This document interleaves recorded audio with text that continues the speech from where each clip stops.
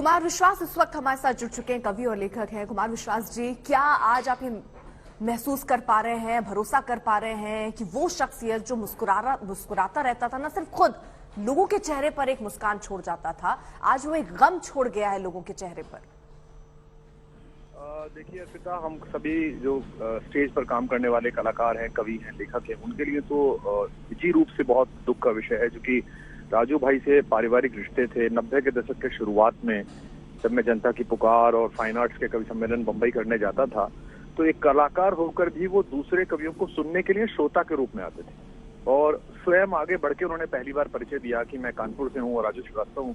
उस समय वो फिल्मों में छोटे रोल किया करते थे और कॉमेडी आर्टिस्ट भी थे, तो उनकी सहजता बहुत ज्यादा थी। और सबसे बड़ी बात है कि एक उम्मीद उन्होंने जगा दी थी कि वो लड़ रहे हैं, वो वापस लौट रहे हैं। और उन्होंने जीवन भर जो संघर्ष किया कानपुर से जाकर, एक सामान्य जगह से जाकर एक असामान्य चमत्कार किया, उसको एंजॉय करने के, उसके आनंद लेने के दिन उनके अब आए थे। राजनीतिक रूप से शक्तिशाली हुए थे, सामाजिक रूप से शक्तिशाली हुए थे, आर्थिक स्थिति अच्छी हो गई थी और अब जब मिलते थे तो अच्छी खुशहाली की वेव्स उनके अंदर से आती थी कि बहुत खुश जीवन बीत रहा है। मैं चाहता था कि ऐसे में हर मुझ जैसा व्यक्ति चाहता था कि वे दीर्घायु होते और थोड़ा और इस जो उन्होंने जीवन भर मेहनत की है, लोगों को उन्होंने मुस्कुराहट दी है, अब उनके असली खुद मुस्कुराने का वक्त आया था। क्योंकि बहुत मशहूर एक स्टेटमेंट है चार्ली चैपलिन का कि मैं बारिश में टहलना चाहता हूं ताकि दुनिया मेरे आंसू ना देख सके। लोगों ने हंसते मुस्कुराते गजोदर को देखा है, लेकिन लोगों ने उदास और संघर्ष करते हुए, मेहनत करते हुए, उपेक्षा के थपेड़े खाते हुए राजू श्रीवास्तव को कम देखा था। हम उन कुछ लोगों में हैं जिन्होंने राजू भाई की इस जर्नी को शेयर भी किया है, पास से देखा भी है। तो बहुत ही मिसिंग एलिमेंट है। और खासकर दोस्तों की महफिल में, शो के बाद, बेंगलोर में मुझे याद है शो था, शो के बाद लगभग उन्होंने 1 घंटे मेरे कमरे में, सारे हम लोग थे जितने भी परफॉर्मर्स थे, उनको जो हंसाया है आयोजकों की एक्टिंग कर करके कि देखो वो मारवाड़ी समाज में उसने कैसे एक्टिंग की और अध्यक्ष कैसे बोल रहा था और वो भाभी जी कैसे आई।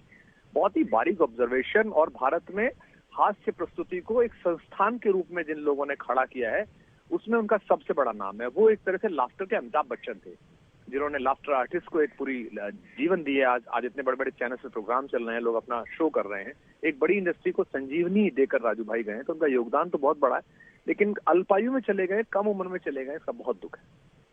कुमार विश्वास जी, जो आपने एक बात कही यहाँ पर कि वो जब जंग लड़ रहे थे तो एक उम्मीद बन गई थी, क्योंकि डॉक्टर भी कह रहे थे वो ठीक हो रहे हैं, रिकवर कर रहे हैं, तो हर इंसान ये अच्छी खबर सुनना चाह रहा था कि वो ठीक होकर वापस घर लौट आए। लेकिन ऐसी खबर कल्पना से परे। देखिए अर्पिता, मेरी तो हिम्मत बिटिया से बात करने की, भाभी से बात करने की भी नहीं हुई। मैंने एम्स में पूछा जरूर, तो डॉक्टर्स ने मुझे सजेस्ट किया कि आप ना आए तो ठीक है, चल रहा है, इलाज चल रहा है। और हमने कलकत्ता में मैरियट में एक शो किया था बड़ा, उसको मैंने उन्हें डेडिकेट किया।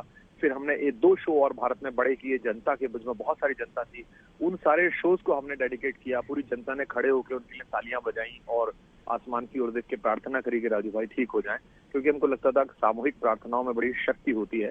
और उन्होंने हमारी प्रार्थनाओं का मान रखने के लिए संघर्ष भी किया।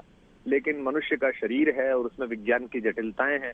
हम उन डॉक्टर्स का, एम्स का और तमाम प्रशंसकों के भी बहुत आभारी हैं जिन्होंने इस संघर्ष के समय में उस परिवार को और राजू भाई को हिम्मत दी।